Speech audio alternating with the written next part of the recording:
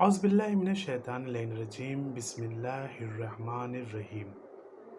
آج کی اس اسٹوری کا ٹاپک ہے راہب کی مٹھی کھلی۔ سامرا میں ایک سال قحط پڑا۔ اس وقت کے بادشاہ معتمد عباسی نے لوگوں کو حکم دیا کہ وہ صحرا میں جائیں اور باران رحمت کے لیے دعا کرے اور نماز استسقاء کا اہتمام کیا جائے۔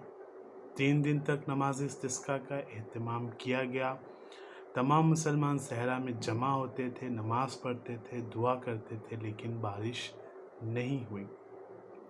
وہیں چوتھے دن عیسائیوں کا ایک راہب اپنے پادریوں کو لے کر، اپنے عیسائیوں کو لے کر صحرا میں آیا اور اس نے آسمان کی طرف ہاتھ بلند کر کے دعا کیا۔ اس کا دعا کرنا تھا کہ بادل امڑ کے آنے لگے اور خوب بارش ہوئی، جل تھل ہونے لگا۔ پہلے دن اس نے ایسا کیا، دوسرے دن بھی ایسا کیا، تیسرے دن بھی ایسا کیا۔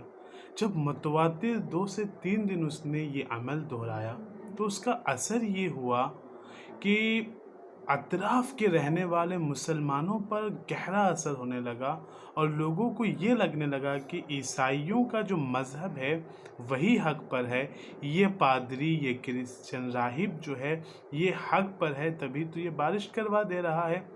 لہٰذا ایک بڑی تعداد میں لوگ عیسائیت کی طرف مائل ہونے لگے۔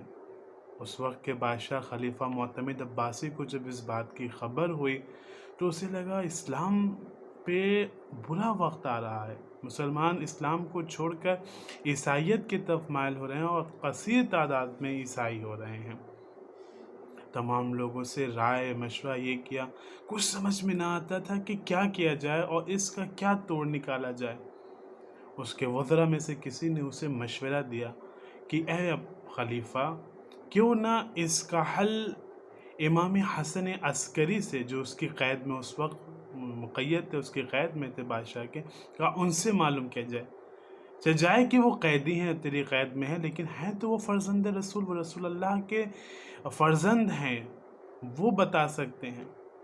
لہٰذا وہ مجبور ہوا، امام حسن عسکری کو قید خانے سے چھڑایا، امام کو بلایا اور صورتحال امام کو بیان کیا کہ دیکھیے یہ صورتحال ہے، امت محمدی کس طریقے سے عیسائیت کی طرف مائل ہو رہی ہے اور دین اسلام خطرے میں نظر آ رہا ہے۔ امام عسکری نے کہا ٹھیک ہے، ایسا کرو کل تم عیسائی پادریوں کو، راہب کو وہاں صحرا میں بلاؤ، مسلمانوں کو بھی کہو کہ وہ لوگ اکٹھا ہوں۔ تو اس نے کہا کہ بہت بارش پادری کروا چکا ہے، اب بارش کی مزید ضرورت نہیں ہے۔ امام نے کہا لیکن اس شک کو جو مسلمانوں کے دل میں پیدا ہو چکا ہے، جو تردد آ چکا ہے، اسے دور کرنا ضروری ہے۔ لہٰذا سب کو صحرا میں اکٹھا کیا گیا، سب کو بلایا گیا۔ وہ پادری آیا، امام نے کہا کہ تو بارش کرواتا ہے؟ کہا کہ ہاں، اور پھر اس نے اپنے ہاتھ کو بلند کیا بارش کے لیے، دعا کرنے کے لیے۔ امام نے اپنے ساتھیوں میں سے ایک ساتھی سے کہا کہ جاؤ دیکھو اس پادری کے ہاتھ میں، اس کی آستین میں جو کچھ چھپا ہو اسے لے آؤ۔ وہ گیا اور جانے کے بعد جیسے ہی پادری نے ہاتھ اٹھایا تھا دعا کے لیے، وہ بادل امڑنے لگے، بارش کے لیے نمودار ہونے لگے۔ امام کا ساتھی گیا اور جا کر دیکھا اس کی آستین میں، اس کے ہاتھ میں ایک ہڈی چھپی ہوئی تھی، ایک بون۔ اسے لے کر آیا امام کے پاس۔ امام نے اسے ایک کاغذ میں، ایک کپڑے میں اس کو محفوظ کر لیا اور اس کو رکھ لیا اور پادری سے کہا اب دعا کرو۔ اب جو پادری نے دعا کیا تو وہ بارش کا کہو کہ جو بادل امڑ کے اکٹھا ہوا تھا وہ بھی صاف ہونے لگا، مسئلہ صاف ہو گیا۔ امام نے کہا اب کیوں نہیں بارش کرواتے؟ اب بارش نہیں ہوتی۔ اب لوگوں نے کہا معاملہ کیا ہے، یہ کیا معاملہ ہے؟ ابھی تو یہ جب دعا کرتا تھا بارش ہوتی تھی، اب جب یہ اب دعا کر رہا ہے بارش کیوں نہیں ہو رہی ہے؟ امام نے کہا یہ اس کی دعا کا اعجاز نہیں تھا، یا اس کے مذہب کے حقانیت کی دلیل نہیں تھی، یہ جو ہڈی اس کے ہاتھ میں تھی یہ کسی پیغمبر کی ہڈی ہے، جسے جب یہ آسمان کے نیچے لاتا ہے تو بادل امڑ کے بارش کرتے ہیں۔ جب بھی یہ ہڈی کھلے آسمان کے نیچے لائی جائے گی، بلند کیا جائے گا تو بارش ہونے لگے گی۔ لوگوں نے جب اس ہڈی کو لے کر اس کا امتحان لیا، اس کو آسمان کے نیچے لایا تو ایسا ہی ہوتا تھا۔ کہا یہ، پھر امام نے اس ہڈی کو دفن کر دیا اور اس کے بعد کہا پھر امام نے کہا کہ اب میں دعا کرتا ہوں بارش کے لیے، اور امام نے ہاتھوں کو بلند کیا بارش کے لیے دعا کرانے کے لیے۔ اب جو امام نے ہاتھوں کو بلند کیا تو بادل، کالے بادل جو ہے امڑ کے آنے لگے۔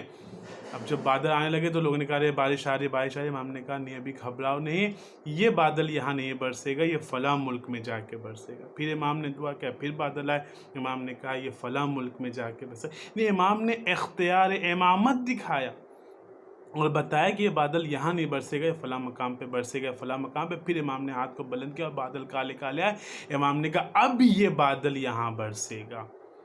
جب امام نے یہ کہا اور بادل جھوم جھوم کے برسنے لگا، اتنی بارش ہوئی کہ جل تھل ہو گیا، جانور سیراب ہو گئے، اور لوگوں کی جو پیاس تھی، جو لوگ پریشان تھے اور قحط کو لے کے، وہ ان کی پریشانی دور ہو گئی۔ بادشاہ کو اپنی غلطی کا احساس ہوا کہ امام کو اس نے قید میں رکھا تھا، لہٰذا اس نے امام کو رہائی کا حکم دیا۔ امام نے کہا ایسے نہیں، میرے جو ساتھی اور جو شیعہ مجھے ماننے والے قید خانے میں، ان لوگوں کو بھی آزاد کر دیا جائے۔